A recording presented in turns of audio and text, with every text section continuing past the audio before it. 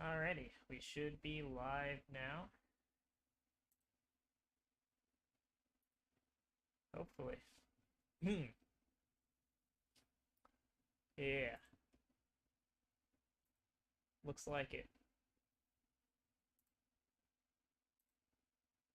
Franklin's already in here. Ah, the watermark is over my face. Gotta move myself to the top corner. Guess so. Alright, we're at the top now. How's it going, everybody?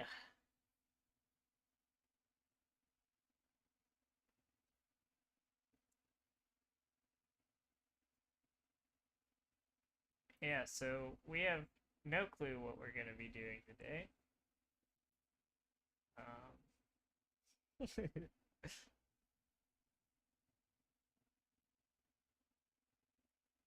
No audio. You can't hear us at all?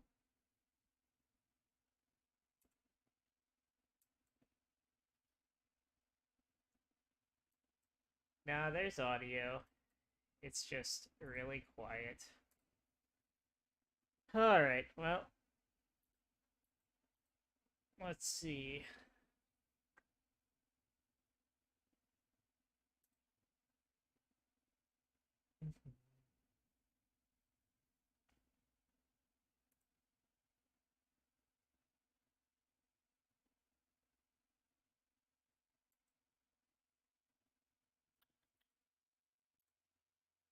Can you hear us any better now? Yes, no, maybe so. I know my mic is quiet, but my mic is just always quiet. Hey, hey.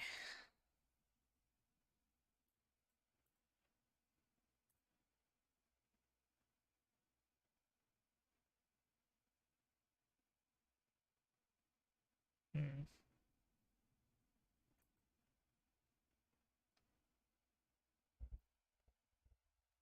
Alright, I think you guys should be able to hear us a bit better now. Hopefully. But,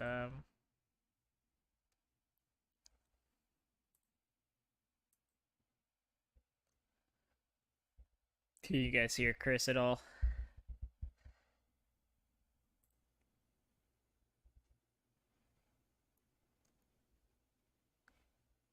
Alright, I think you guys should be able to hear us a bit better now. Hopefully. But, It doesn't look like they can hear me at all. I've said a few things and I haven't heard anything. here for the puzzle ASMR. Yeah, no, they can't hear me. Come on.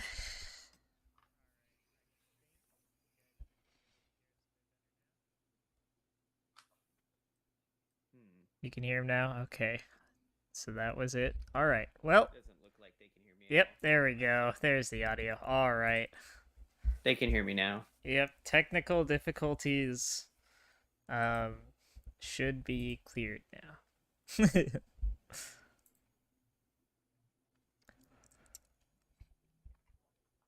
So, what do you want to talk about today, Chris? Oh, man. I have actually my notebook right here. I have the wrong notebook, but it's it is what it is. Let's see. We got a few people in the chat. So let's ask them. Let's see if they have any questions for us so we can actually answer that. Yeah, If for sure. they are willing to ask us stuff. Q&A if you guys have any questions. When are we doing the Audible ad read? Whenever we get the Audible sponsor. There you go. In fact, let me go get my other notebook right now that we're thinking about it. And let me grab a water to make life easy for all of us. So I will Sounds be good. right back. I'm still eating. Starting a local meta, how to do it.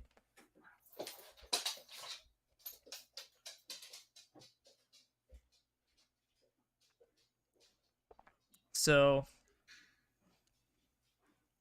starting a local meta is one that I can't speak to because I just have a couple people that play with my battle box. and like one person who plays the format now. So I don't really know. As much as I would love to talk about that. Sponsored by Raid Shadow Legends, yeah. Um, Whenever they start sponsoring CPDH content, that'll be very interesting to see. Average turns of 12. Yeah, there were a lot of grindy non-combo decks at the event. So that definitely contributed. A lot of mid-range. There were a couple aggro decks that were doing decent, but like I know my first round I was playing against two control decks and I won after time on turns and it was like turn 14 or something. And that was just an absolute slog. Um, and then my third game also almost went to time, so there were two that were really long. My second game was pretty fast though, had two aggro matchups. All right. I am back from outer space. Died to prismatic strands. Yeah. That's a rough one. Um what were you playing? Um were you playing Is It Guild Mage or were you playing something else? Is it Nate? Is it Nate Quarks? Yeah. Yeah, they were playing Ketis. Oh Their right, signature Ghost deck. Kedis. Yeah. Yeah. Duh. Yeah. Um Come on. Come on. I forgot. I literally told you that earlier. Just completely forgot. Uh, Um yeah. Yeah, two fogs on one card. I know the only reason that I won my first round was because David cast a Moment's Piece. So, I guess this was a great event to bring fogs. yep. Right before the event, I pulled 5 fogs out of my friend's deck. And he was like, "Why are you cutting fogs?" I was like, "Because it's a fog. You have like 7 of them." He's like, "Yeah, but I want more." I'm like, "Yeah, or you just play like 3." And yeah, he was like, "I should have had more fogs." Like, yeah, I Oh messed up. no. Yeah, banishing it with did I just say banish? Yeah, you Exile. did. I've I've been playing so much Yu-Gi-Oh. It was good to see you playing in the event quirks. Sadly, obviously, you did not play against me. You played against me, but not against me. As funny as that is.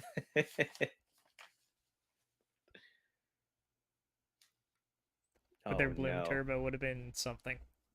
Yeah, China plays that with us here locally. N- yeah, they're like 3-hour games. It's not fun. I believe it. I thought Yeah. for sure my first and third rounds were gonna be draws. Really? Yeah. Uh, my first game went to turns. The second game almost went to turns, but Clay was able to speed up the clock enough to kill two of us, and then Got it. Teshar just Jorb on Teshar won, and I got my double Teshar pod, which is all I really wanted. So I was Yeah. very happy about that. Yeah, Teshar is it was pretty cool. It was really neat watching you win. The only thing that went through my head was when Islane always makes that statement, "I see Puzzle win at one life all the time." Yep. And that was like essentially what happened in that match. It was just like somebody else was like ready to win, and then you were like, haha, or I do. I mean, Get them. yeah, I think my my comfort area for decks are combo decks that win at the absolute last possible moment. Um, that's just the kind of deck I like. So, Yeah, Teshar makes good sense. deck or goodest deck. Hey, all I'm saying is two showed up, which is more than any other deck, and one of them topped four, Yeah, and one of them both of did them top won a 4. game. So, kind of crazy. That's Um, true. I milled a Relic of Progenitus, which felt so good. Uh, That seems so bad. it was Uh, such a good mill with Ghoul Colors Mill. That card is a house. Love that card. I mean, I'm pretty excited with all these events continuing to fire. I was hoping there was more people going to show up to the event today, but two back to back, it makes it really hard for uh to get the consistent players. So Who and what deck won the event? Is the event over? I haven't checked. yeah, yeah, it was Obstinate that won with Mono Red Loyal Apprentice. Oh, nice, nice. Yeah, that Yeah, deck did a lot more than I expected it to do, to be fair. Um, I look at it and I just remember 1v1 CPDH, PDC, and that deck was absolutely nuts. And I did not expect it to perform as well in multiplayer. But the new card, what's it called? which Uh one? Ballista Squad, maybe? The new Oh, pinger. oh, the artifact one. Yeah, that Yeah, was yeah, the 0/4. insane. Um, I don't know its stat line, but it's like tap two artifacts or creatures to deal one to each opponent. Oh no. That's not the. It's a different one. It's You're talking about the new one from the brand new Yeah, set. new one, new one. Yeah. Okay, the one you said was the one from the previous set, which is Um, the artifact one. yeah, so It it has wasn't the a untap trigger and stuff. yeah, it wasn't a steal your stuff deck. It was just a aggro deck. And like the game that I played against it, it was turn 1 Beamtown Beat Stick, turn 2 Commander, swing for 3. Turn 3 equip the Beat Stick, swing for what, 2, 4, 5, make some treasures, do something else, and then turn 4 dropped the new pinger and did like 5, 6 damage to the table. And then it Yeah, survived a turn and got to do that again. And like all those treasures that he had accrued just turned into damage every turn, and it was really yeah, solid. yeah. It was interesting to see. I didn't really get to see it run in too many of the matches. I was actually one like they kept jumping from match to match on the stream that I was watching, so they like had one game for a few minutes and then jumped to the next game for a few minutes, went back and forth. So Yeah, and the game that I was playing against Obstinate, I was playing against that colorless aggro deck as well. So there were just two aggro decks, and I also had Ryan. So I had Katie on the aggro deck, Obstinate in seat 2 on aggro. Seat 3 was Ryan on Indulgent Partition or Partisan or whatever. And that just symmetrically drains the table. And then I was on Teshar in seat 4, which was rough. Um, no, um, not the 5 drop. It's a 2 drop yeah, it's that a taps. human soldier thing. It Yeah, taps 2 creatures and/or artifacts to deal 1 damage to each opponent at sorcery speed. yeah. It could go in a Malcolm deck, but I mean, I don't think many people are Maybe gonna put it in Malcolm Malcolm. Kedis. I mean, it still Eh, wins the game if you turn it into a pirate. So yeah. I mean, it's just another pinger. Like, it's another Reckless Fireweaver. Well, it's closer to Pengron Strongbow, but yeah, for the Malcolm. strong bull. I love Um, that strong bull. It's a so good I card. think it's playable. Even though sorcery speed is like really painful, it's still like a 2 card combo.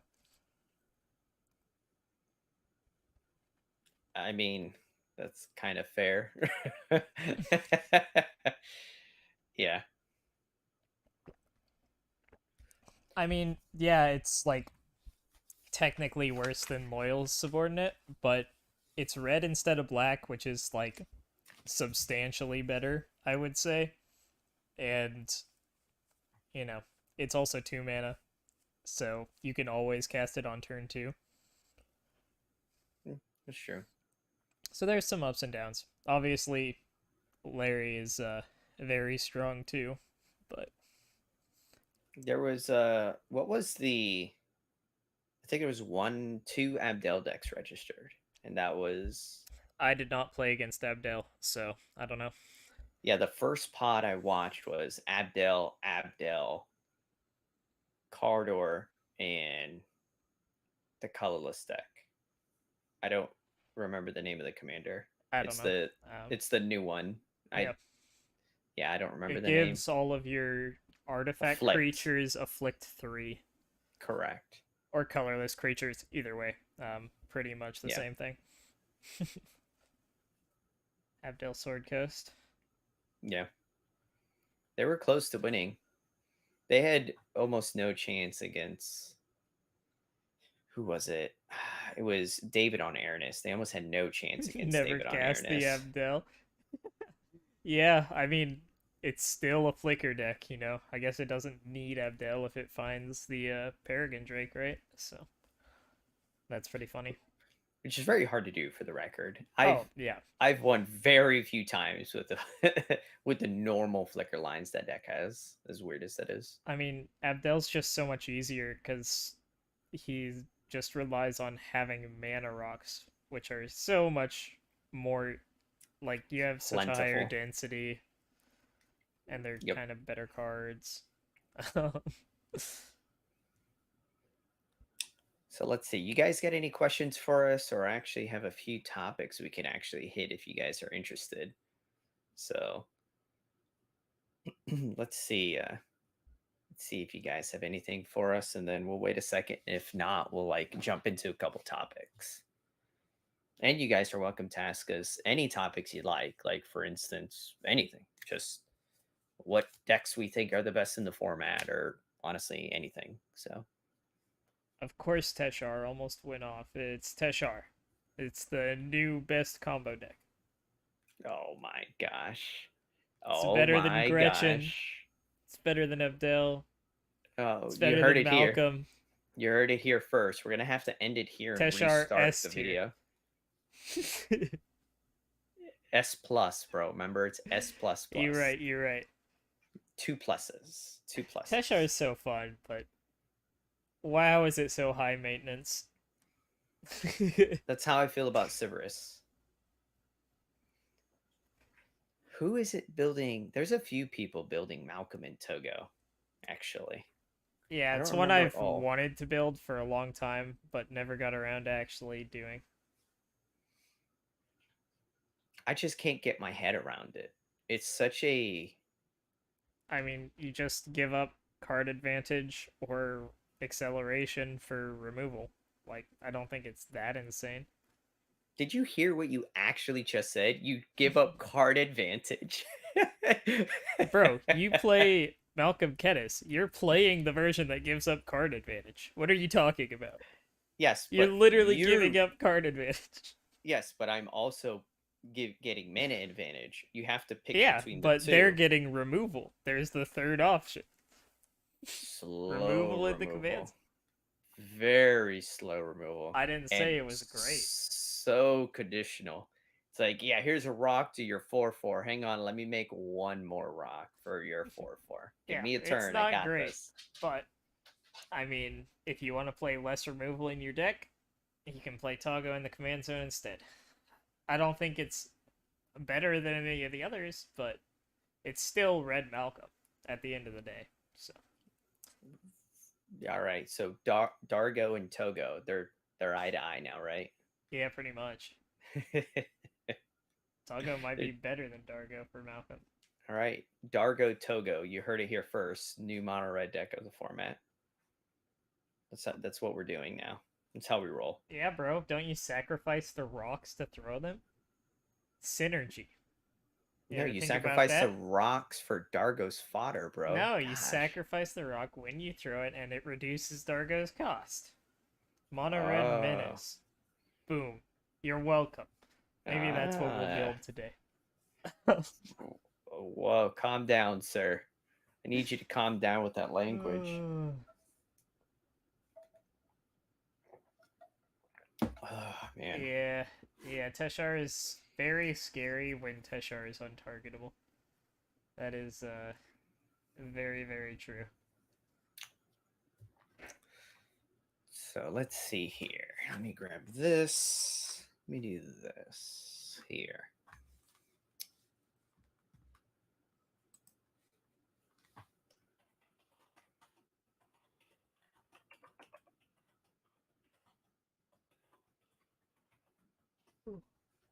All right. See, crack both seals, echoing truth. I'm very interested to see your list, Nate. I haven't seen you play that deck, and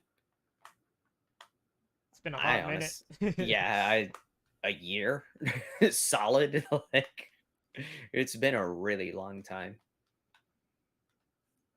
But I mean, I remember losing to it with Kedis. What was I playing? I think I was playing Dargo Kedis, and you ran me over with the what is that card? Rite of Initiation?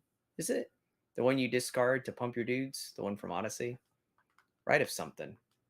It's one of the rites. The red one.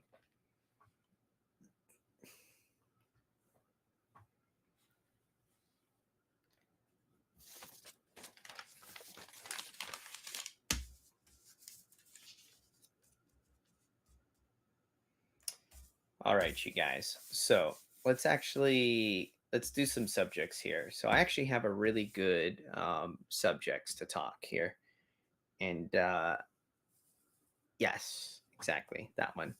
But I have a pretty few solid subjects to bring up that you guys might actually be interested in. And the first one I wanted to bring up is if I was sitting at the table or Puzzle is sitting at the table, and I'll throw a little 2 cents at you guys as well.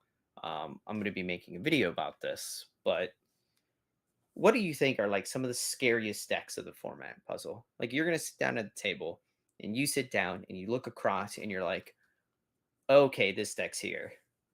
I need to pay attention to it.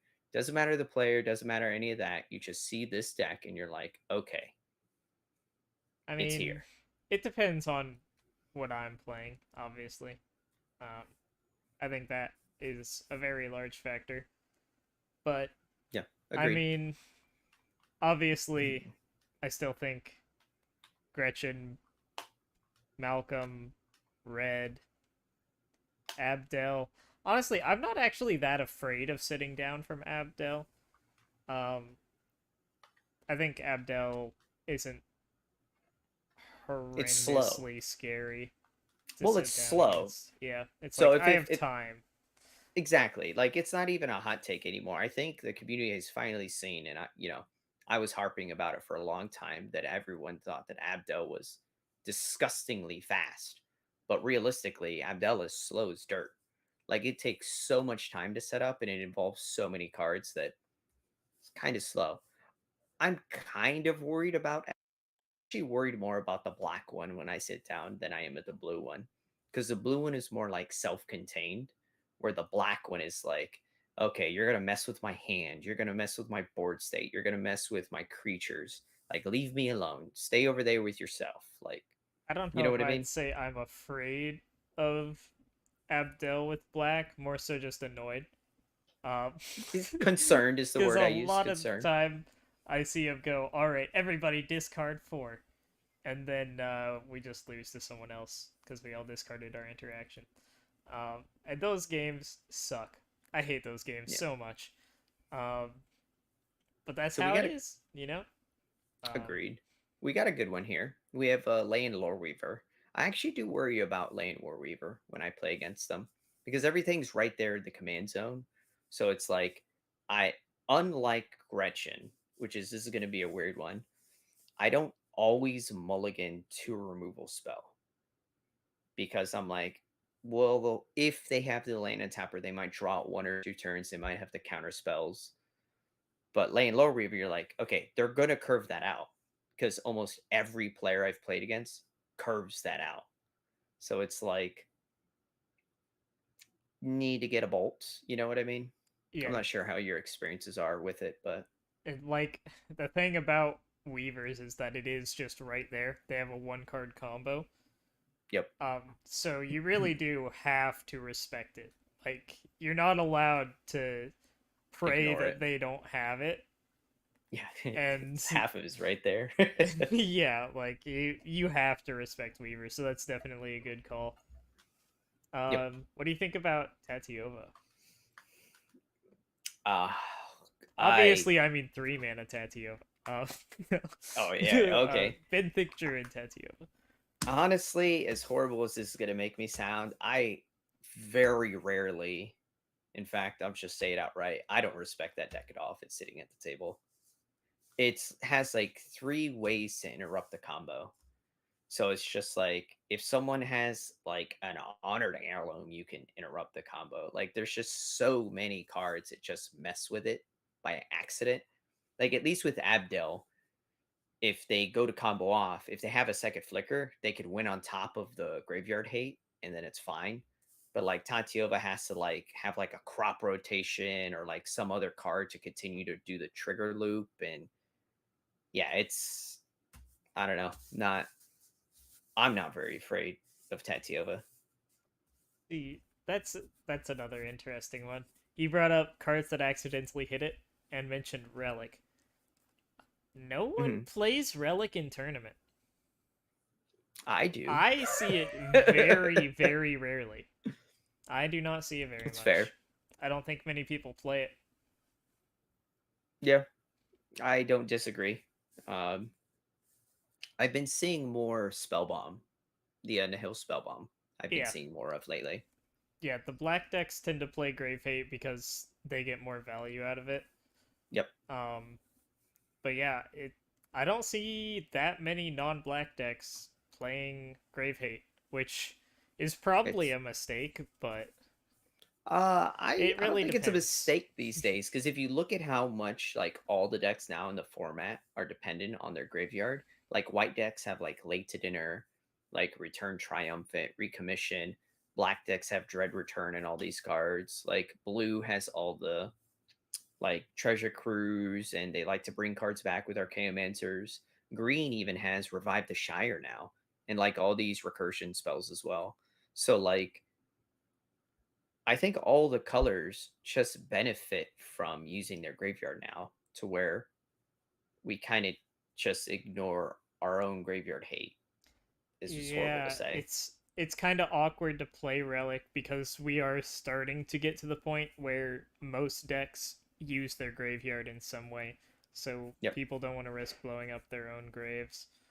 And Yep. then no one's like, "Well, I'm just going to play Tormod's Crypt instead," because the main reason they were playing Relic is that Hate it cantrips.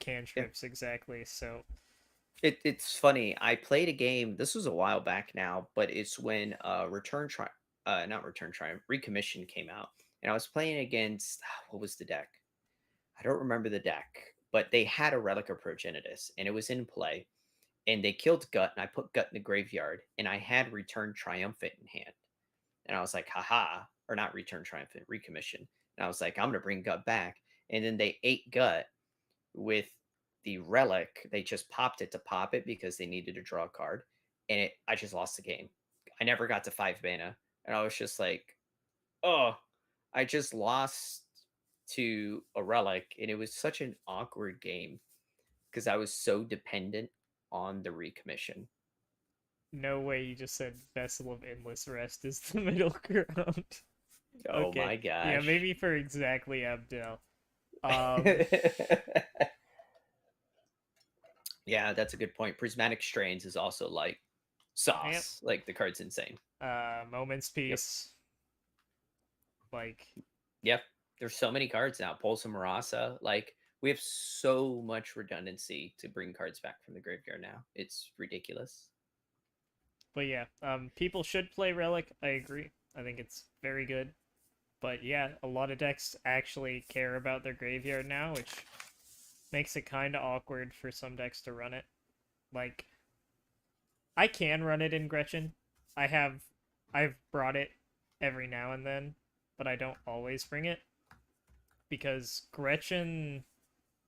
Usually, I feel like Gretchen is either going to be fast enough that I don't need to worry about Grave Hate, because most things that Grave Hate stops are slower things, or I'm just gonna have the interaction in hand that I can just counter whatever is actually gonna happen instead of just Hmm, hitting it with Grave Hate. that's Um, fair. I'll cry against Teshar. Um, like Teshar is a deck that you need to have the Grave Hate because otherwise it will outgrind you eventually. Um, but that's just a very niche, specific scenario there. Yeah. But if you want to move on to the next topic, puzzle, I got a good one for you. So I want to call this one "Be Realistic," you guys. So what I mean by being realistic, especially with what happened at the sanctuary event and like a lot of the conversations been going on in the community and things of that nature, I wanted to bring up the subject of what is too much interaction. And I think me and Puzzle could really touch on a bunch of really fun points. And ironically, me and him run the same amount in our decks, which is just by pure accident. We never did that on purpose, but we just so when he started doing his research, he noticed he's like, huh, we run the same amount. Isn't that something? So what do you think? But let's let's use actual numbers as just like basic reference points and then kind of go from there. Yeah. So I was looking at my Gretchen deck lists over time, and I tend to run 16 to 17 pieces of what I consider interaction in my Gretchen deck specifically. Um, Obviously, that varies from deck to deck, and it should. Um, a control deck is not going to have the same amount of interaction as an aggro deck. That's unrealistic, right? Oh yeah, 100%. Um, but I was looking into numbers, and I think 16 is a pretty solid amount of interaction to be very middle of the road. Um, 16, you're gonna find two pieces of interaction by turn three about 50% of your games, I believe, is what the math comes down to. Mhm. And I think that's reasonable. 80% of the time you'll have at least one, I believe was what the numbers were, 75, 80. So, like, having a bit of interaction, assuming everyone is playing 14 to 16 minimum, it's pretty safe to assume that you're going to be relatively safe just on the numbers. But obviously, you have to take into consideration people want to develop their boards in the early game and run out their commanders and yada yada. And not all interaction is free, and some of it costs 3 mana, blah blah blah. But yeah, that's my general thoughts on it. So I got a pretty good one for you. So one way I like to refer to make it make more sense to people, horrible way to say that, but is what it is if you're a blue deck and you play 20 counter spells, can you reasonably counter everything that everyone is doing? The answer is no, right? Like reasonably say you're going to counter everything everyone does because you'll reach a point to where you can't do it anymore and then someone will win the game. And I feel that's the exact same argument you can make for removal. I play 20 removal spells and my goal is to kill everything my opponents are doing. Well, you will run out, right? And it doesn't change the fact that you have 20. What changes the fact is that you can't stop three players by yourself. You have to, at a point, depend on your opponents. So I like using card velocity, which is something that you like to do as well. So even though me and you are on 16 points of, or 16 removal spells, we could find those removal spells more than the average player due to cards like Preordain, Ponder, and just our draw spells in general, right? Right. Hey, Chum. In combo, you can What's get away up? with greater than 25. Yeah, you can in some decks. The thing about like playing that much interaction is combo gets away with it sometimes.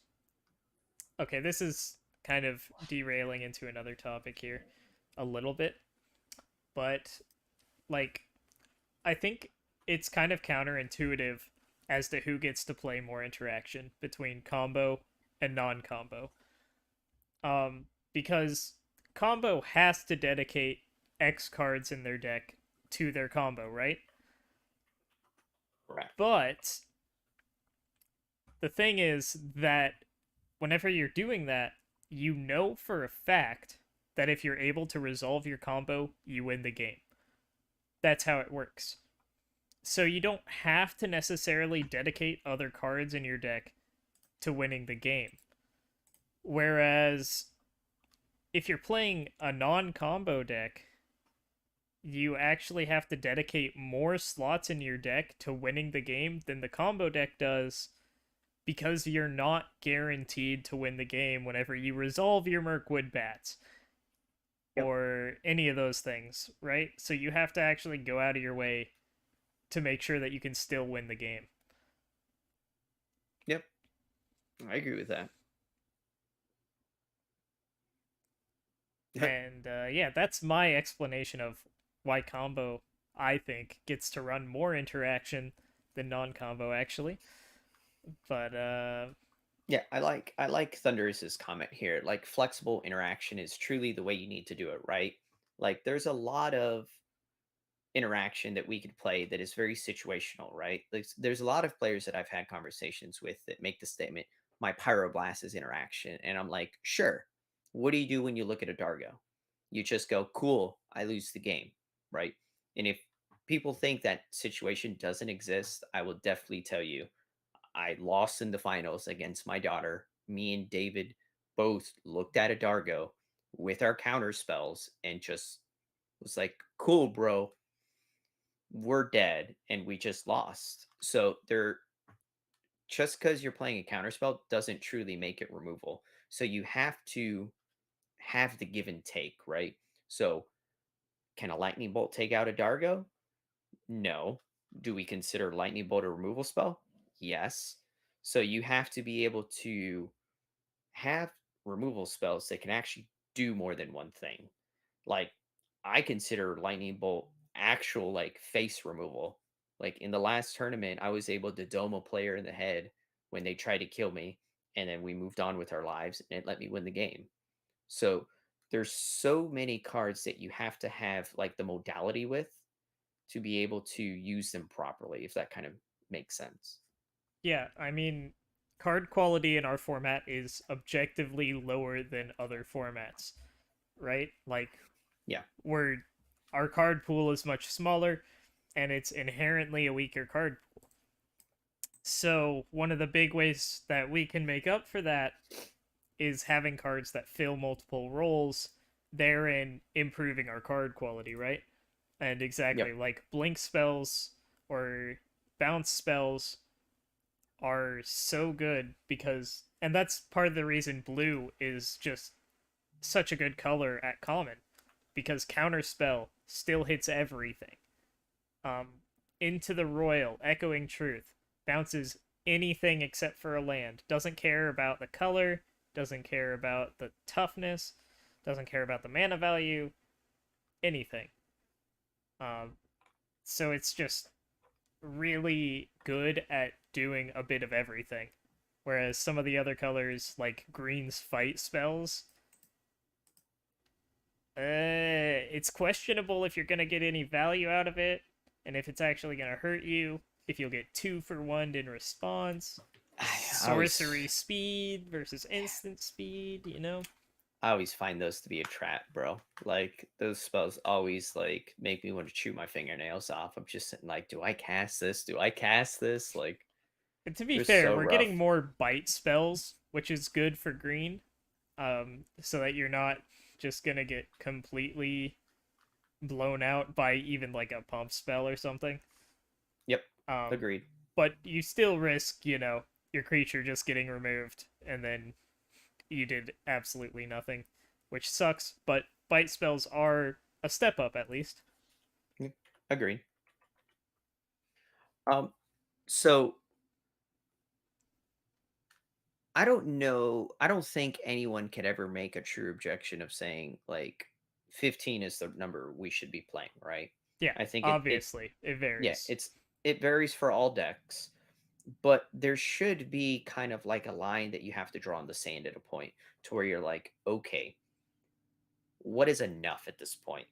And there is an argument. I'm going to actually go to the opposing side of the spectrum. What isn't enough, right? So, like, two of the decks that were kind of like poked at was Dargo and Kedis and Sada. Sada has two removal spells. Dargo Kedis, I believe, had six or something like that. Not very many, like Both sub under 10. 10. Yeah. Yeah, under 10 for sure. And what's interesting about both of those decks is that they use player removal as removal. So in Magical Christmas Lane, Dargo could kill the table by turn three. But that's not realistic, right? So what Dargo Kedis typically does is it does actually try to take at least a player off the table by turn four. At least one player for sure. So with that said, decks like that, I don't believe should be the deck that is responsible for stopping the combo players or stopping the mid-range players because mid-range engines are just as powerful as combo decks. The only difference is that they take a few turns to win the game to where the combo deck wins the game on the spot. Yeah. Um that's definitely true. And yeah, it's like I don't know, how fast does your deck have to be to justify not playing interaction at all? I think that's like the Yeah. ground level where we have to start to even try to build a legitimate answer to that question. And I don't think we have a way to do that realistically. So But I have one for aggro, actually. I'm kind of going off on a tangent here, but I do believe that an aggro deck of our format needs to have the ability to take the table outgone, all three players, step one by itself, no matter what. So they must be able to do the deed alone, and they must be able to take the table out by turn seven. That is the floor. They need to be able seven. You know what? I'll be nice. I like to say seven, but eight. If you're slower than turn eight, I think your deck will struggle. You need to do something to allow it to have this ability to push forward through the game. And turn eight is where a lot of these like big decks turn on, and that's when they get to run you over. yeah, I definitely think that's a reasonable clock. Like, if the average games are turned 10, you know, you need to be faster than that if you're playing aggro, right? Exactly, right? Like that's the Unless it's aggro that was defining that meta, which it is not. Um, we can see that pretty clearly. Aggro yep, is not the thing driving the meta right now, which means it needs to be faster than the average. yep. Um, Which is also interesting, right? Because the aggro decks actually, so I'm going to just use gut as an example here, the red white one, because the red black one is more of like a mid-range build, but the red white one actually is able to apply enough pressure early while using cards like thunderclap and lightning bolt and collateral damage and things like that to kind of tempo and push itself ahead while keeping a combo player and or mid-range player at bay, which I find to be pretty interesting. So that deck has the ability to win by turn seven. So that's kind of like one of my. I kind of look at that deck when I'm like, okay, if I build another aggro deck, I need to at least touch the floor of this deck. Similar to like Loyal Subordinate, similar to Dargo Kedis and stuff like that. It's like, okay, these decks could do it on turn X. I need to at least match them or be one turn slower than them and then figure out how to maybe either speed myself up or make it to where like I build a board state to where I am going to win the game and you can't stop me at this point. for sure. Um, I want to go ahead and take a look at Chum's question. What do How we do you got? walk the line between strong single target removal versus sweepers and edicts? Because sweepers are better value but are slower, especially for mid range and control. Um, So I think one of the most notable things about sweepers in our format is that a good chunk of them are instant speed, especially for red, which is absurd, first off.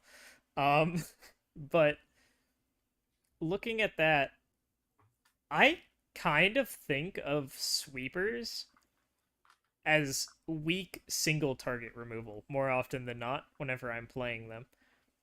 Um, so, like, if I have a breath weapon and I'm playing against Malcolm, I am 100% willing to use that just to kill a Malcolm. And Yep. anything else that it happens to take out, maybe a Gretchen untapper, is great. Yep. But that's where I see the floor is that it's a 3 mana shock that can maybe hit your own stuff, which is an awful floor, right? But eh, sometimes you gotta do what you gotta do. Um, and it does have a insanely higher ceiling, right? Wiping all the TPI tokens and TPI off the board. Yada yada. Whatever else. Token deck, Kadira, anything like that, right? So, Yep. Well, I mean, isn't that the same floor and ceiling as a card like Thunderclap? no. Like you're doing no, No, really? it's objectively not. I kind of I Thunderclap's kind of not don't. wiping an entire board. The ceiling is much lower on Thunderclap. Sure, but it also is the "I got you" card. I mean, I've had more blowouts with that card than I that in Prismatic Strains than I've had any other cards in the format. To where I'll tap out, my opponent is under the assumption that they're safe to win, and they attempt to win, and I thunderclap them out of the game, Yes, and they've just so been destroyed. the thing is that the floor on Thunderclap is substantially higher than the floor on Breath Weapon. But the Hmm. ceiling of Breath Weapon is way higher than the ceiling of Thunderclap, right? Thunderclap will never remove more than one creature. Yep. Breath Weapon could kill who knows how many combo pieces. 1 million Abdel tokens. uh, Yeah, I find that to be interesting because our sweepers, we've actually gotten a few better ones. Like Drown in Sorrow, I am very impressed with. I have very rarely seen it though, and ironically, I've been cutting it out of decks that I play that have black in it because those decks have been leaning into creatures, which I found to be very interesting. Yeah, the one sided board wipes that black has access to are obviously also very powerful, albeit sorcery speed, which is annoying, but yeah, they're definitely still strong, especially if you are a creature oriented deck. If you're not creature oriented, I'd probably still play Crypt Rats and then Pestilence Yep. and then the one sided board wipes, because the -2/-2, there's just not much indestructible in our format, so that's not particularly relevant. Um, So I like Eric's next question. So unrelated, but do we think the next swing in the meta is for control, then mid range to become prominent for a bit of as a direct and indirect response to the supremacy of control in the current meta? So I kind of like this question quite a bit. That was actually going to be one of the other topics I wanted to talk to you about is do we actually think control is going to kind of grab the meta a little bit? And from my personal side of the spectrum is I don't think it can because if you're the lonely control deck and you're facing down, I'm just going to use three combo decks. As we've seen, all three of these combo decks are going to run a higher average of interaction pieces, which means that control deck is going to have a hard time battling the three of them simultaneously.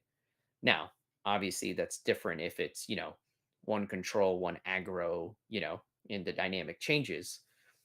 But on average, we're seeing no less than two combo decks per pod, right? So, what is control's actual weakness? is aggro? Question mark. Not really, not really sure with the way the format is currently moving. And for control to grab the meta by hands, in my opinion, we need to have somebody out there actively figuring out what are the actual cards to be playing to make it control. Because are you playing Negate or are you playing like Disruption Protocol? Like you need to have the catch-alls over the conditional ones, right? Yeah. So the awkward thing about trying to define like even just the archetypes in general in our format is that they're so like loose and difficult to compare to 60 card 1v1 formats. Um Yeah. Aside from combo, which is obviously combo. But Yeah. like even aggro is like it it means it's trying to go fast, I guess, and probably not be combo. But, you know, like what does mid-range mean in our format, you know? I describe mid-range as pile of good cards. That's what mid-range means to me for this format. Um but people have all sorts of different definitions for mid-range. Um so I think having that ambiguity makes it kind of hard to guess which way the meta will swing if we don't even really know what a control deck looks like. Um, I don't even know what our closest definition is to a control deck because, like, even from today, watching Ankylosaur play was really rough. And it was something that happened to me when I started playing on the tryhard years back was I got priority bullied all the time when I was playing my control variant of Crackling Drake because they're like, "Hey, we know you have the answer. Hey, we know you have the answer." And I would just burn myself out trying to stop everyone, and I ran out of ways to be able to stop them, and then someone won. So, it was very similar to what happened to him. It was like, "Hey, we see in play you have a way to stop this player from winning. So we're all just going to pass to you. Every single game action is going to be you, and I'll just sit here with 7 in hand." yeah, I mean, I think if that's happening to you consistently, you can probably say that you're playing control, right? um, but yeah, like I think that's one of the struggles that control has in our format. Because some of our best control pieces are permanent based, like Aranis. Yep. Um, and that's something I did today. I had an O ring in my hand for 4 turns when I was playing with David on Aranis, and I was like, I'm never gonna cast this. Like, Yep. if I cast it, then that gives him one extra trigger to deal with me. Yep. So, and I know for a fact that he has literally everything covered. Why would I ever commit to using my interaction when I know someone else will? And that's the really difficult part. Because, like, if you're just trying to play counter spell control, you have to find a draw engine. And that Yeah. was a thing, right? Like, whenever we had Rhystic Study and Mystic Remora, draw go control was Real. amazing. Yep. Tatiova was amazing because you never had to commit and you were passively gaining life, so aggro was a joke. We didn't have Yep. Dargo. We didn't have Gut. We didn't have any of that stuff. Yeah, But it's yeah, that's not really the case anymore. We don't have amazing card draw engines that don't require any investment. yeah. Things like that. I attempted to mimic that with my Crackling Drake deck after the Mystic and Rhystic were gone, and I was using Merfolk Looter and Thought Courier and stuff like that to where I could just passively draw 2 cards a turn, and no one would ever kill those creatures because they were relatively mediocre at best, right? So they would just stick around, and I would just consistently draw and draw and draw with them. The problem was is that when the game turns started to go down, they also drew me less cards. So when games started ending on turn 10 and 12, I could no longer play those creatures on turn 5 and 6. I had to curve them on 2 to make them good at all. And that would require me to mold to them, and I only was able to play 2 in the deck, and it became a struggle. So, it's very difficult to acquire the volume of cards you need to control the game, in my opinion. And I mean, initially, that's what I thought Gretchen was going to be whenever I built it. I was like, this is the answer. Card draw in the command zone. Yep. It's efficient. It gives you extra mana for your later turns so you can keep up with people. But 4 mana for a card is A lot. still like a high price, even if it's like drawing 1 to 2 cards per turn. If you're going to try to play control with that, you still have to have mana left over to cast spells, right? So, it's like it I don't know. I don't know where control is supposed to sit in the format right now until we Uh, get just like a commander even more broken than Aranis Street Urchin for control. yeah. I mean, it's pretty rough. Like, I like this hot take here. Mid range is slower aggro and stupider control. um, I don't technically agree but I don't not agree. That's the kind of funny part. But it's, it's the problem that we're having with mid range is that we can't get mid range is so punished for so many game actions. Like if you first off, in my opinion, for it to be mid range, you need to have a threat. And that's one thing that these mid range decks are not doing. Threatening you. They're just Ignore. like, here's a elf, and you're like, cool.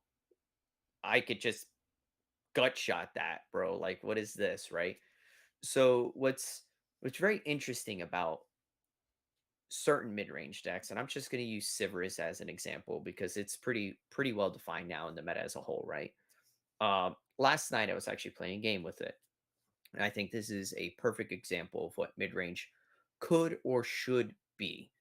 I developed an engine with the Scale Herbalist, the same creature that Tatiova uses to combo off. I Yep. had one of those creatures in play, and I had Quirion Ranger, and I had the land that allowed you returned it to hand, Gingerbread Cabin, and I would just return it and play it and return it and play it. And I developed a food token loop, which is not, it's only, once a turn, twice a turn, right?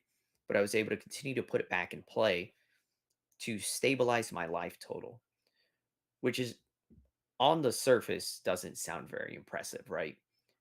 But in gameplay, when people are trying to take you out, they can no longer take you out. So it allows a deck to stabilize while still having threatening creatures in play. Like I had Sivirus, I also had Mirkwood Bats, I also had, a bunch of different exchanging permanents and creatures. And so I developed this engine that was just incredibly hard to penetrate and was able to close the game out.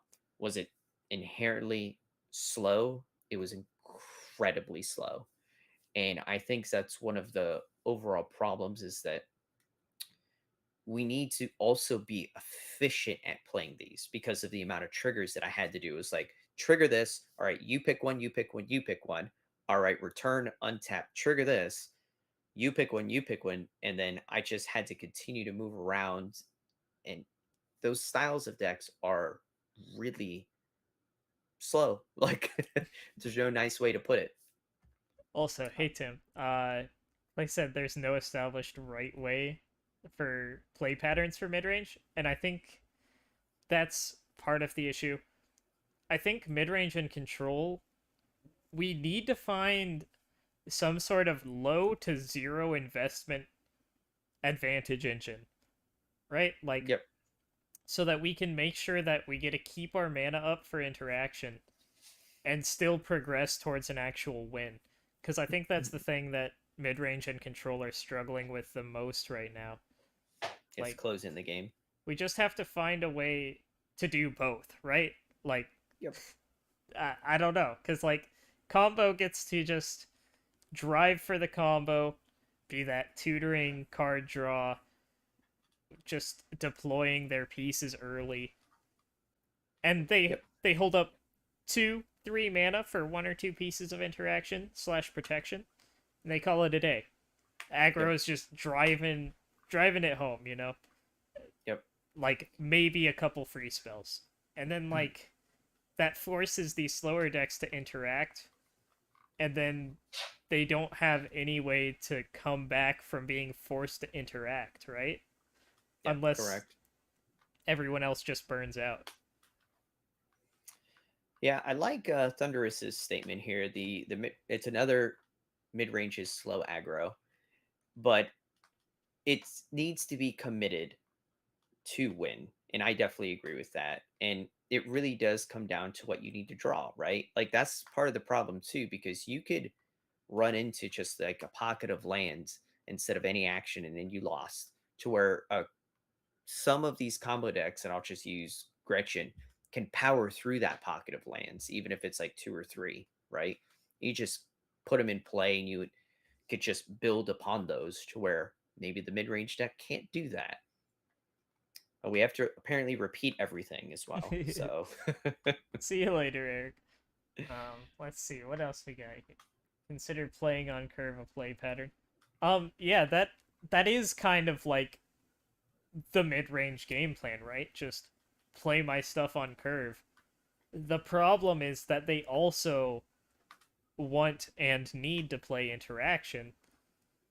So it's like you got to figure out what turns you're actually playing on curve and what turns you're leaving up the mana for interaction, and whether or not you're still progressing your game state effectively. Um, Whereas, once again, when we had Ristic and Mystic, like, that was free. That was the yep, easiest thing of all time.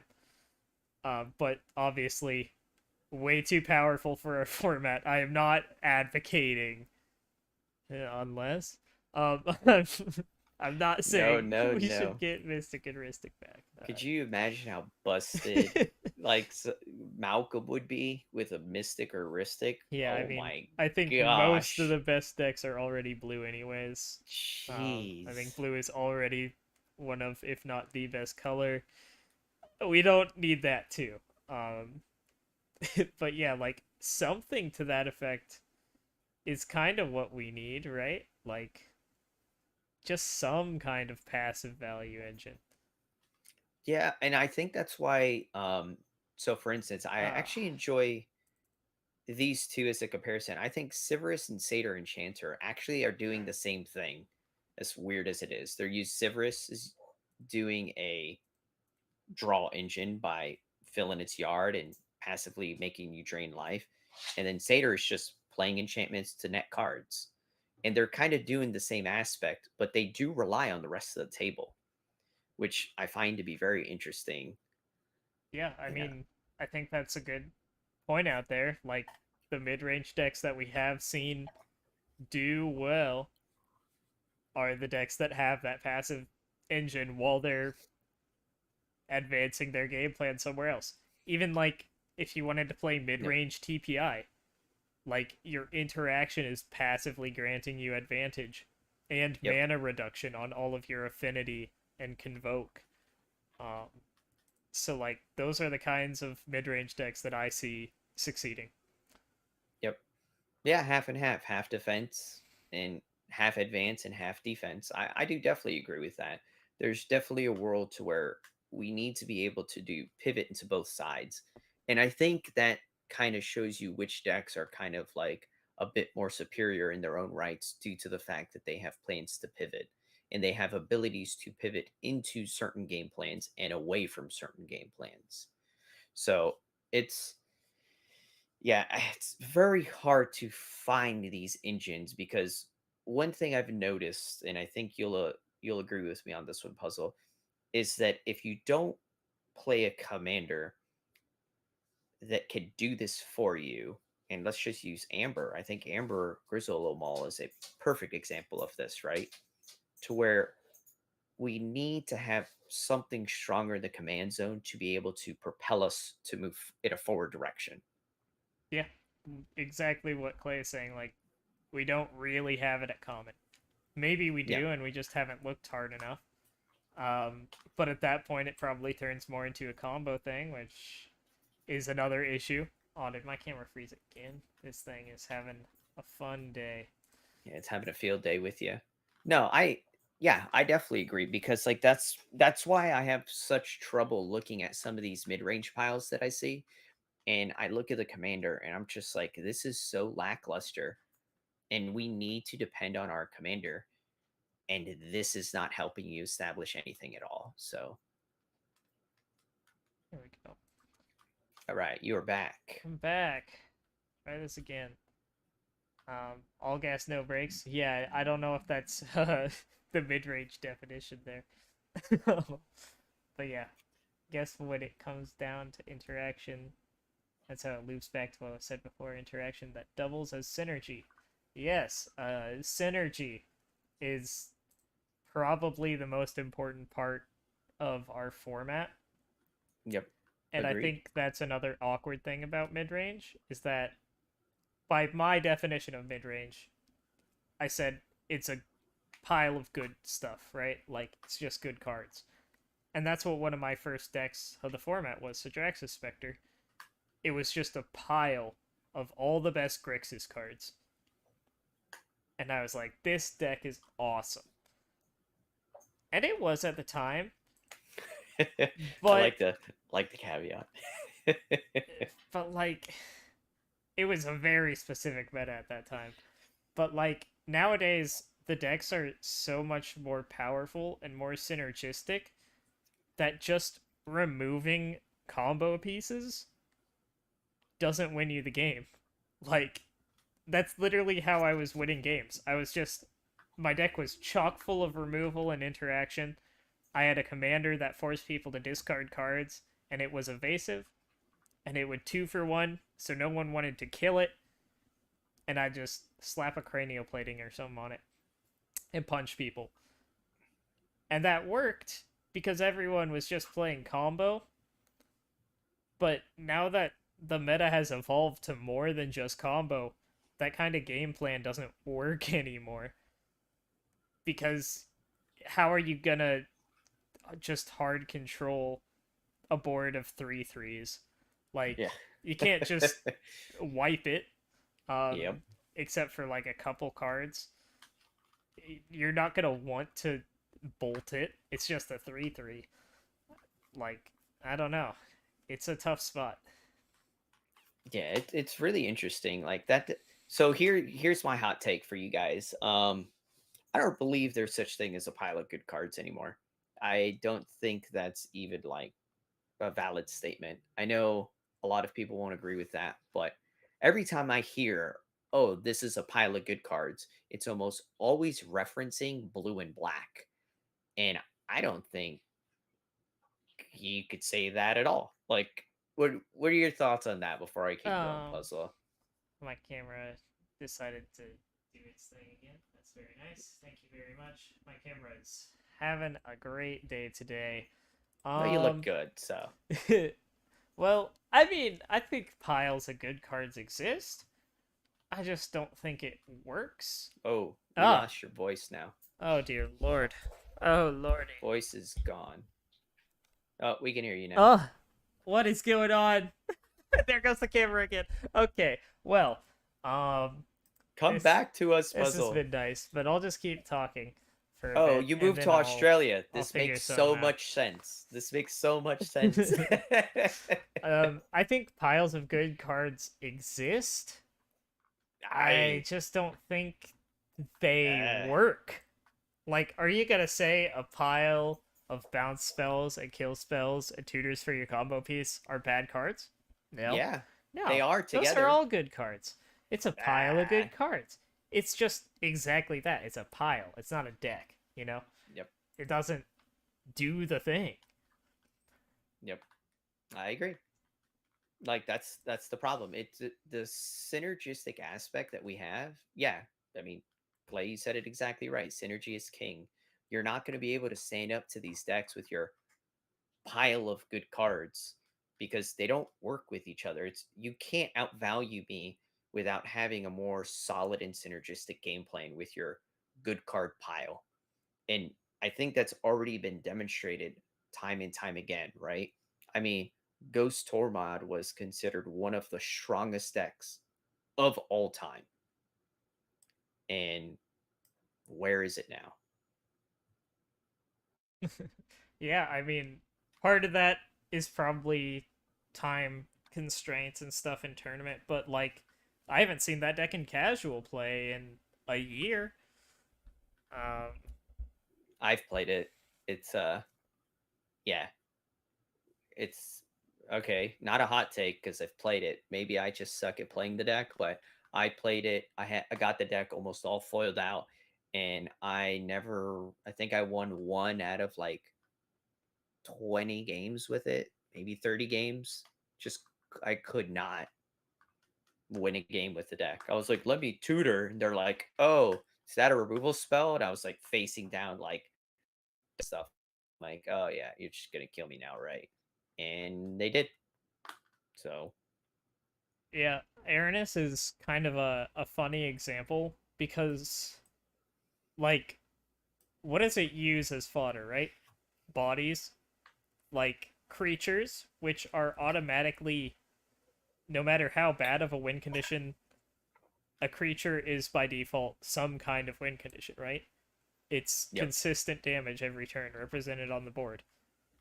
So the cards might not be amazing on their own, but they're at least still something.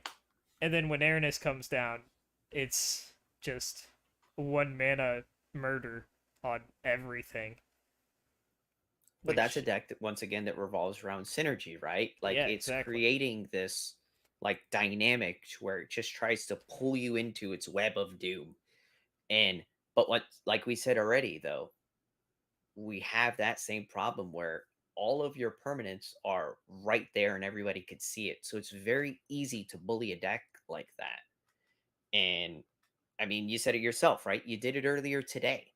So what else do we need to have join the format to help us? Like, is Rocco one of the answers? Like, do we need the Rocco player to like come in and be like, look what I could do, tutor for all the answers, right? Or like, what is the real answer that we have? I don't think we have it yet. Yeah, I don't know. I think Rocco is great at getting itself killed. Rocco Yes. is like, hey guys, this is a Peely Pollen. What you gonna do about it? I'm gonna win Yep. next turn. Oh, you held up 2 mana? Everyone at the Yep. table held up 2 mana? Oh, uh, Guess um, I'm dead. Yep. well, that sucks. Yep. Keyword So, advantage. I know that's one of your favorites, but go ahead and say what you were gonna say. so I am struggling right now because like I think the other problem is that these control and mid-range decks are so easily susceptible to almost anything. Like if for instance right now, right? If I say Sivirus, right? I could be like, okay, Sivirus, it loses to Breath Weapon, Fiery Cannonade, and I could just make a list of cards that just like hose me after I develop a nice board state. But then if I go to Gretchen, I can't tell you cards that just hose you, right? I Because you could can, get out of those situations. I but mean, what um, reprobation and yeah, lignify, those but auras you could, suck. But yeah, yeah, I have but you outs. could still bounce them. Yeah, Like you could still turn around. It doesn't just shut your game plan just dead in the water because you have the outs, and if they're in your hand, you still win the game, right? yep. That's one reason why the format pushed so far away from Oubliette. I literally have no idea when the last time I've seen an Oubliette is. I Because saw someone playing it in the Sanctuary event, I think, because I was like, did you? oh, that's an oubliette. Um, Like and it I remember when we thought we needed to ban oubliette. I remember yeah. when that was a conversation. So if Yep. that says anything about the format, Exactly. Like I've seen I can tell you why it left when they oublietted any of the blue commanders, and they're like, end of turn, bounce oubliette, my commander's back, win the game, and you're like, oh, that's fair. Totally makes But sense. what do you mean? It shuts down Dargo. Like, it's the best Sure. card against Mono Red. Mono Red has 0 outs. I It can tell is you, the best. What are you gonna play? Scour from Existence? are you ready for this one? Every single time I have face down and or my daughter has face down at oubliette with Dargo, we've won every one of those games to date now. All the most recent ones. And because they just leave you alone. They're like, "Oh, your deck is dead now." And you're like, "Sure, buddy. You think that? You are highly mistaken." And then you just win on like impact tremors and like Yeah, witty no. roast masters and stuff. I remember watching Caitlyn beat someone down with 3 goblins after her Dargo got oublietted once, and that was the funniest thing ever. Yep. Um, So it's so interesting because these they're so susceptible. Like I can't tell you any cards that if you're like, "Oh, bro, you're gonna play Malcolm today. I'm gonna play this just to beat your Malcolm," and I'm gonna go, okay, sure, try. Like I can't think of anything that you could just play that's gonna hose me. You would have to play like green something and play all those like awkward cards that say like 3 damage to target creature with flying. You know what I mean? Just like off the wall cards. And even if you play those off the wall cards, that only guarantees you to beat me and no one else at the table, right? So you can't just pigeonhole yourself in these situations with those cards. I mean, Amiibo Changeling is pretty good against Malcolm, but Yes, it is. but It is, it yeah, is. like it's something. Breaking news: Red Deck wins. Yeah, no kidding. Um, yeah, that's another thing though, Clay. Like mid range and control decks have just such a more complicated decision tree at all points in time because the goal of your Yep, deck is to have options, right? Like you have options and you have different win conditions depending on your mulligan, your seat at the table, the pod composition. Like there are so many factors that have to change how you play. yep, And that is still the case for combo and aggro, right? Like that's still a thing, yep. but Agreed. not as much, right? Like at the end of the day, I'm still just trying to make infinite mana. And you could say, well, at the end of the day, you're just trying to reduce everyone's life to 0. Sure, but like those are not comparable at all, right? Uh, Yeah, it's so hard. One deck I've been trying my hardest with, and I've been pretty successful with it. Um, Personally, I plan to bring it to more tables. Is Phyrexian Sensor, and I know you're not too hot on that deck, but the problem that deck has is not itself, it's the opponents. And I know that's just all stacks players say that in CDH, and that's just kind of like the common thing. Oh, it's not you, it's me kind of crap, right? But in this format, it actually is the way it is currently because no other card but Censor does that, right? So when it, well, well, that's well, not true. We have that Spirit of sees the play, Labyrinth. that sees play. You said no other card. All We've right, had fine. Phyrexian Sensor for years. Um, Sure. But yeah, bro, it's so interesting because censor creates such a people ironically from what I have experienced believe that you're making it an unfair environment when truth be told you are making it a fair environment. Just one card a turn and just we're playing fair magic. So I'm going to do my best to continue to evolve that deck and try to make it work. So yeah, no, that I is love stacks. I agree. Um, so I'm hoping we continue to get more cards for it. So Standard Bear is good, and missing you combo player brains. I don't know what that last bit means, but Standard Bear is a good card. I will say I saw it played 3 or 4 times today, and it never helped the person who was playing it. So that's another like skill ceiling card. But did you face any mid range decks today? And in those matchups, what were the times that you felt most threatened by those decks? Um, so I'm trying to remember my pod compositions. Game one, I was playing against control, and mid range, I think.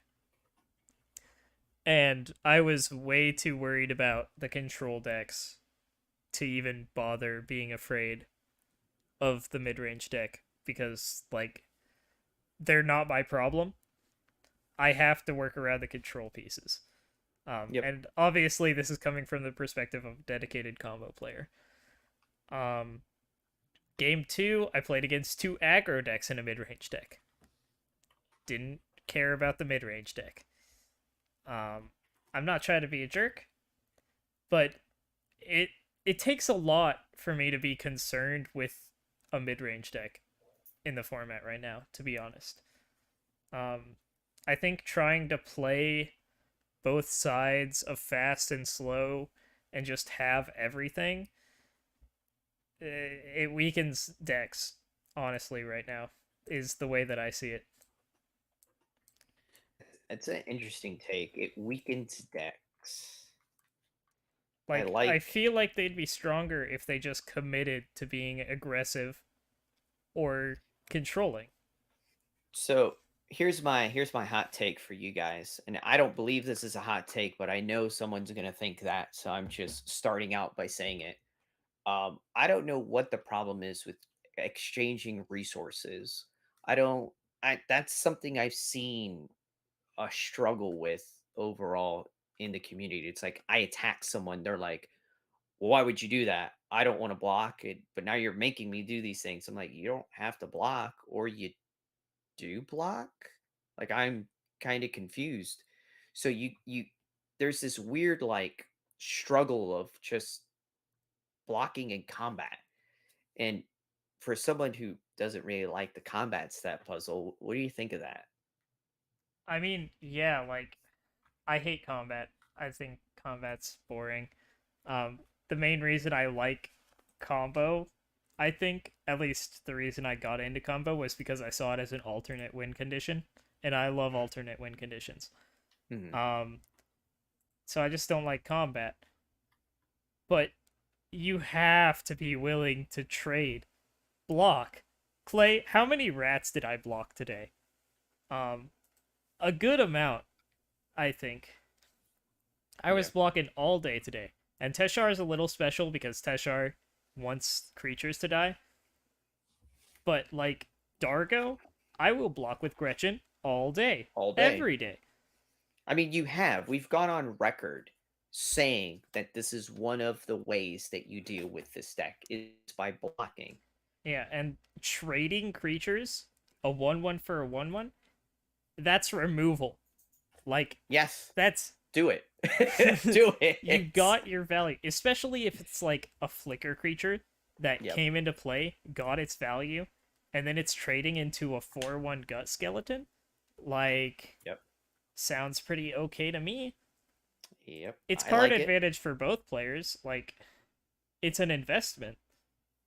But yeah, like, I don't know. It's something you should be doing. Consider blocking. That is another very difficult thing. The pivoting point. I really like that statement, Clay.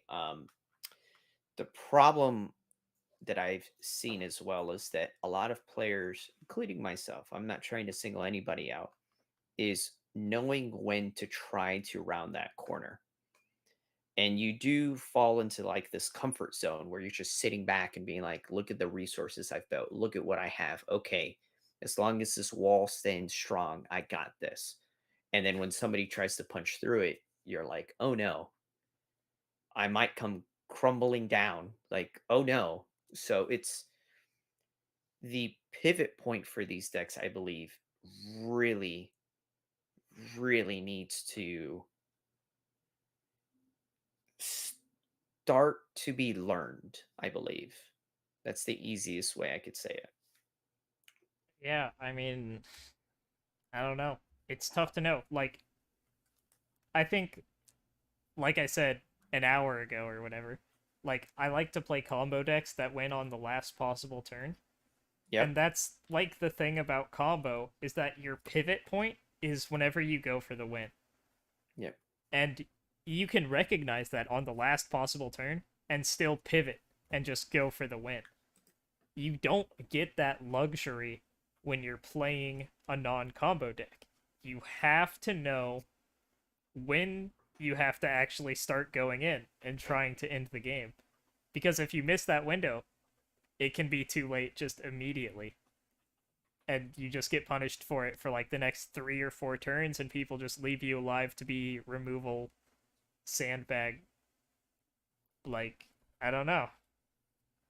And it's so much more difficult to know that time because you don't get to go, oh, I'm gonna die next turn. I'm dead on board. Guess I'm gonna go for my combo. You Yep. have to know ahead of time. Yeah, it's interesting. We missed a little bit back, and I wanted to actually briefly speak about it. Disciple of Deceit was one of those telegraphing combo decks. That's always been a deck to me. I wish I could see it as a control deck because it's like, yeah, I'm going to telegraph a combo, or I'm actually getting removal to just keep you out of my hair. What are your kind of thoughts on trying to make certain decks mutate in that style of way? I think it really depends on the commander. Some commanders are actually flexible enough to do that, and Hmm. some aren't, right? Like, some decks just don't get to do anything other than their one thing. Yeah. I'm trying to think of an example. I don't know, Zada. Like, if Zada Zada. sits down, Bad example, but yes. you think Zada can do more than one thing? You think Zada is ever not just gonna cast a bunch of spells targeting Zada? Oh, I thought you meant it in a different means. Like Zada is the one that could do a bunch of different things. I was like, No, well, no, I'm no, saying, like Zada is like just it's kind of like the straightest line we have in our format, right? Like yeah, no, I was trying to think of something that's actually just like, boom, there. Yep. But I was having a hard time. But yeah, Zada is linear extremely and doesn't have much room for flexibility. Whereas, So some decks do.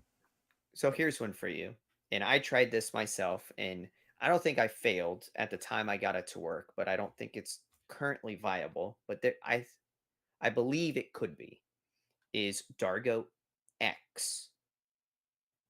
So Dargo anything. What Dargo brings to the table is a fast clock because of what Dargo is. So because Dargo could do that, why can't Dargo fit into a control shell? Because your pivot point is in the command zone. What to pair it with, couldn't tell you. I tried with Armix.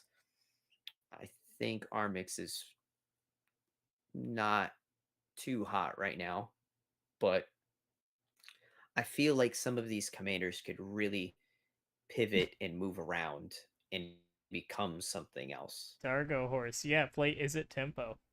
Um, who needs Bird I'm not Horse sure. when you can replace white with red and just have an automatic 7/5 instead of having to build them up? Uh, There you go. I mean, it's an Yep. interesting concept. I know people have talked about Dargo Ezreal.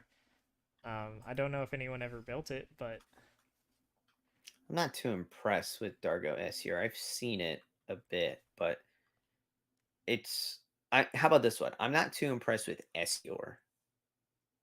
So I would like a different blue commander with Dargo. Not sure how what. about Malcolm? Maybe this is a little off the wall, but Dargo's a pirate. Um, Yeah, it's off the wall. That doesn't make any sense at all.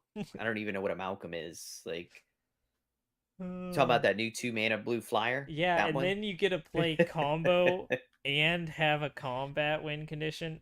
I'm gonna throw a deck list together for this. I think I'm probably the first person who's ever thought of this. Control No, no, just having the option to do combo or beatdown, you know? I think that's a really creative space for Malcolm Dargo. Yeah, there you go. There you go. Oh, Yeah, I'm not sure. I'm really hoping that we could really pull some pretty nice, like, okay, so my brain's all over the place at the moment.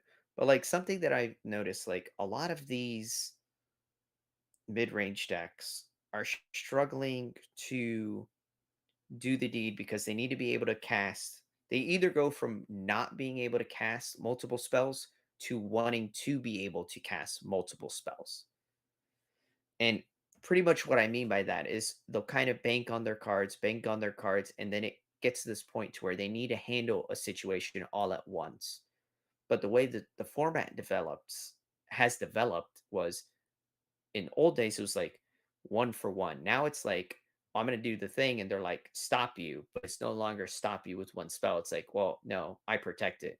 Now you need to have another spell to go on top of their spell. And then somebody else may jump in. And it turns to this huge conglomeration of like thrown around and singing spells, right? yeah, it's almost like I mid-range decks are getting played like combo decks. yeah. Dargo breaches mono I've red. thought about Dear that actually. I've Lord. considered it. I never went through with it, but I, ne- I I did never pulled the consider trigger. it. That's a I don't know how to feel about that one. I don't not sure how to take that, I truth be don't told. hate it, but Really? Those are wow, big words coming from you. as if Dargo wasn't already just like target for removal central.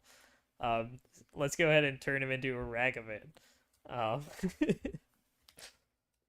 Imagine that. He doesn't even the irony is that he doesn't even need to be that, right? Because it only takes 3 hits. Any pump, and that's kind of all you should wrote, right? yeah, yeah, maybe Dargo breaches pump spells.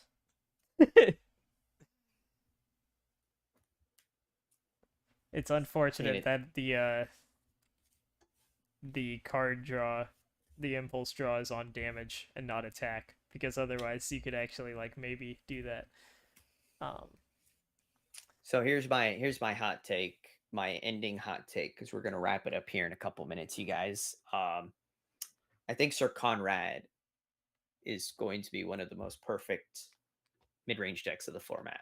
There's my hot take. oh, Take it or leave it. But those are my thoughts. Those are pretty much my closing thoughts. I like Sir Conrad. I tried to build a combo version. Um, it was not amazing, but it was funny. But yeah, I don't think I have anything too crazy to throw out there. Malcolm Breaches Nothing. is good. Um, Teshar is the Yep. new best deck. Thank you all for watching.